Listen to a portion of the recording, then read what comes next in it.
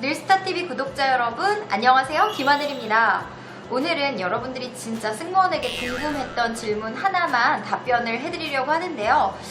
진짜 이건 궁금하셨을 거예요. 그렇게 어려운 승무원 열심히 돼가지고 되고 나서도 힘든 승객들 많고 안전에 위협이 되는 순간들도 많을 텐데 얼마나 받고 과연 승무원 일을 하는 거예요? 승무원들의 급여가 궁금하시면 어디 가지 마시고 오늘도 끝까지 채널 고정 부탁드릴게요. 우선 승무원의 직급 체계부터 알아야 승무원들이 얼마 정도씩 돈이 오르는지 여러분들도 아실 수가 있겠죠.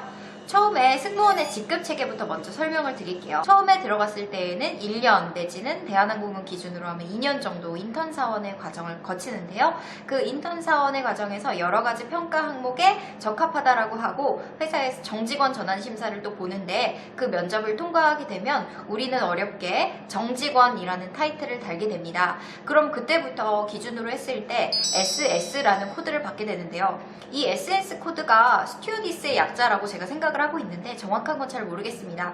하지만 SS 코드일 때부터 평사원이라고 생각을 하시면 됩니다. 이때부터는 월에 한 300 정도를 평균적으로 받게 되면서 그리고 연봉으로 치면 한 5,000 정도까지 벌 수가 있습니다. 근데 이 SS에서 한 진급 더 올라가게 되면 대리 직급 정도가 되고요. 그때 코드는 AP라고 됩니다. AP는 퍼서가 사무장이란 뜻인데 A는 어시스트, 도와주다 해서 어시스트 퍼서, 보조 사무장 이런 식으로 됩니다. AP부터는 일반 대기업의 대리 직급 정도에 해당이 되고요. AP로 진급을 하게 되면서 월에 100만 원씩이 오르게 됩니다. 그렇게 치면 연봉이 대략 한 6,000에서 6,200 그 정도까지 오를 수 있다라고 알고 있습니다.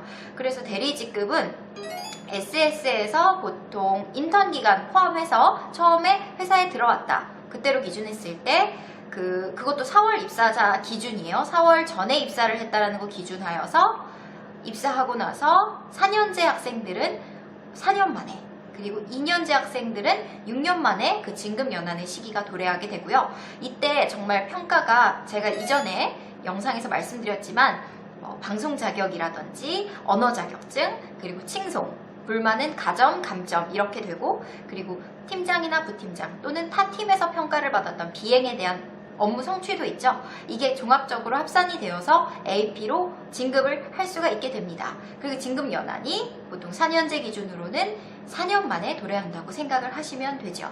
그래서 이렇게 AP가 되면 연봉 6,000에서 6,200 정도를 받으면서 대기업의 대리급으로 다니게 됩니다. 그리고 나서 또 이제 과장 쭉쭉쭉쭉 올라가게 되는데요. 그 다음부터 올라갈 때 금액이 궁금하시죠? 자, AP에서 한 단계 더 올라가게 되면 퍼서의 줄임말인 PS라는 코드가 붙게 됩니다. 그때부터는 연봉이 7,000 이상 정도를 받게 되고요. 평사원에서 대리로 갈 때는 월에 100 정도가 뛴다라면 여기서 과장으로 갈 때, PS로 갈 때는 한 50 정도가 뜁니다. 그래서 살짝 그 폭은 더 적지만 할 수 있는 것들이 많아져요. 그래서 퍼서 정도, PS 정도의 사무장이 된다면 어느 팀의 부팀장 정도는 맡게 되거든요. 그래서 이 보직을 맡게 되면 그 보직에 관련한 수당 더 받게 되고요. 그리고 거기서도 어떠한 교육을 받았고 대통령 전용기인 코드1 승무원이 되거나 이럴 때 스페셜 수당을 더 받는 것으로 알고 있습니다. 그렇다면 이 PS에서 다음 코드가 또 있나요? 두 단계가 아직 더 남아 있습니다. PS에서 한 단계 더 올라가면 SP 해서 스페셜 퍼서의 줄임말인 SP가 됩니다. SP 사무장 같은 경우는요 2급 사무장인 거죠. 그래서 1급 사무장보다는 한 단계 낮은 정말 많이 올라간 사무장이라고 볼 수 있습니다. 보통 우리 승무원들이 들어갔을 때 PS까지 진급하는 사례들이 많은데 40대 50대가 넘어서 내가 조금 더 회사에 욕심이 있다 이런 분들은 SP까지도 올라가십니다. 이 스페셜 퍼서가 되게 되면 급여가 또 많이 올라요. 이때 되면 연봉이 한 8,000 정도 된다고 합니다. 그리고 보직 코드로는 이제 팀장 또는 또 다른 곳의 부팀장 이런 것들을 하게 되기 때문에 보직에 관련한 수당들도 받게 되지요. 그리고 마지막으로 수석 사무장인 1급 사무장, 요거는 CP라고 합니다. 치프 퍼서의 줄임말인데요. 그래서 정말 수석 사무장이고 1등 사무장이 되는 거죠. 이런 분들은 이제 연봉이 8,000, 9,000에서부터 시작을 하게 되는데 여기에 또 팀장으로서의 보직 코드, 관리자로서의 보직 코드 이런 것들을 받게 된다면 정말 정년이 도래한 시점에서는 연봉 1억까지도 받게 되는 거죠. 1억이라면 정말 사업을 하는 게 아니라 직장인으로서는 일개 직장인으로서 굉장히 많이 받을 수 있는 연봉인데요. 이렇게나 승무원들이 받고 있습니다. 하지만 아무나 주는 것이 아니기에 언어에 관련해서도 뭐 토익은 900점 정도 당연히 맞춰주시는 상태에서 제2외국어로 일본어나 중국어 정도는 하나쯤 더 하실 수 있는 분들이 대부분 많으시고요. 그리고 평가를 얼마나 잘 받으셨겠어요? 8,000명이 넘는 승무원들 사이에서 이 사람 정말 꽤 괜찮은 사람이다라는 평가를 받은 사람들이기 때문에 수석사무장들은 보통 업무 능력 또한 출중하고, 그리고 사회적으로 보는 그 사회생활 잘한다 그런 사람들 있죠. 그런 분들이 CP의 자리에 오르게 됩니다. CP까지 할 수 있는 그 정년의 기간은 55세까지로 볼 수 있는데요. 그렇다면 돈이 조금 더 올라갈 수 있는 성과급이 없나요? 라고 하는데요. 기내에서 많이 판매하면 회사에서 기내 판매를 너희가 많이 해서 1년 동안 고마웠다 하면서 직원들에게 그런 성과급을 주기도 하고요. 안전사고가 한 번도 없었다 그러면 또 해마다 안전 성과금에 대한 보너스도 지급이 되기 때문에 그런 성과금들도 꽤 쏠쏠하게 됩니다. 그리고 평달과 짝달이라는 개념이 있어요. 그래서 홀수달에는 평범하게 받지만 짝수달 2월, 4월, 6월 이럴 때에는 보너스가 200%씩 올라서 급여가 막 2배 정도 나오게 될 때도 있거든요.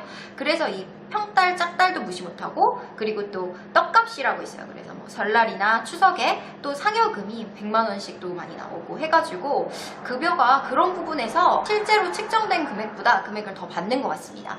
그리고 또 퍼디움이 있잖아요. 저희가 해외 체류비를 따지면 평균적으로 아무리 못 가도 30만원, 그리고 많이 가면 5, 60까지도 받게 되는데요. 그걸 달러로 받게 되니까 또 알뜰한 언니들은 이거를 달러 외환 통장으로 모아가지고 그걸 다 저축으로 받더라고요. 환율이 많이 올랐을 때. 그리고 또 세세하게 들어가면 호봉이라는 제도가 있어요. 그래서 1년에 이 사람이 팀장이나 부팀장으로부터 평가를 받은 걸 합산을 해서 0호봉부터 4호봉으로 기준이 되어 있습니다. 5단계가 있는 거죠. 0, 1, 2, 3, 4 이렇게 5단계가 있는데 이 사람은 1년이 지나도 별로 나아진 게 없어. 이렇게 팀장, 부팀장이 평가를 주게 되면 0호봉으로 기존 호봉 받는 거대로 그대로 갑니다. 근데 이 사람 너무너무 잘해. 그런 경우에는 3호봉 또는 4호봉 이렇게 측정을 받을 수 있고, 그렇게 되면 월마다 급여가 많이는 안 오르고요. 한 호봉마다 8,000원씩 올라요. 그러니까 총 4호봉 올랐다는 기준하에는 24,000원. 그것도 1년으로 치면 몇십만 원 되잖아요. 그러니까 이렇게 쏠쏠하게 올라가는 급여의 재미도 있다라는 점 말씀드리고 싶고요. 승무원이라는 직업이 정말 돈을 벌자면 완전히 또 벌 수도 있는데 눈앞에 보이는 것들이 많기도 합니다. 해외에 돌아다니면서 사모님들이 든 명품 같은 것도 내가 사고 싶을 수도 있고, 견문이 넓어지면서 미술품을 구매하시는 분들도 계시고, 잠깐 쉬는 날 비행 다녀와가지고 거기서 뭔가 쇼핑을 하시는 분들도 있다고 들었는데, 뭐 그거는 개인의 어떤 소비도의 차이인 거고, 본인이 정말 열심히 마음 먹고 돈을 모으겠다 싶으면, 제가 전에 다녔던 직장이 대한항공만큼 돈을 잘 주고 그런 항공사도 없는 것 같아요. 아무리 회사가 어렵더라도 급여 꼬박꼬박 나오고, 그래서 승무원을 하는 거 아닐까라는 생각이 듭니다.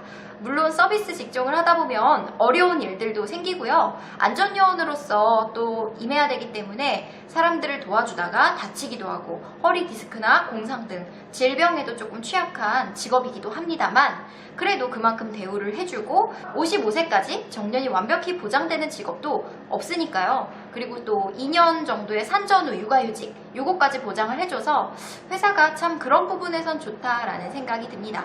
그리고 마지막으로 말씀드리고 싶은 게 사택 지원 제도라고 있는데요. 뭐 김포 신도시랑 시작해가지고 인천공항 근처에 회사 부지에 사택들이 좀 있어요. 그래서 20평대 아파트, 30평대 아파트 이렇게 쭉 기준이 있는데, 그것도 뭐 이렇게 주택청약처럼 순위를 넣게 되지만 직원들이 들어갈 수 있게끔 지원을 해주거든요.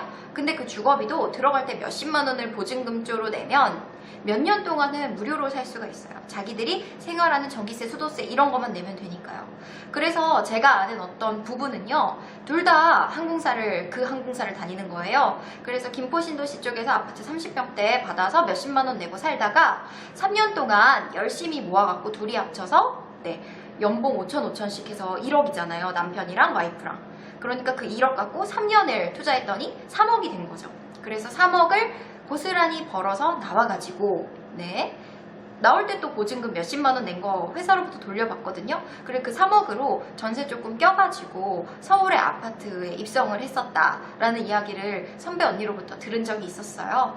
그래서 내가 자수성가형이다, 부모님한테 받을 게 없다, 그래도 항공사 승무원이 돼가지고 열심히 노력하고 일만 한다면 회사에서 이런 사택까지 지원해주면서 빠방한 급여까지 보장을 해주니까요. 이런 항공사 승무원 놓칠 수 없겠지요.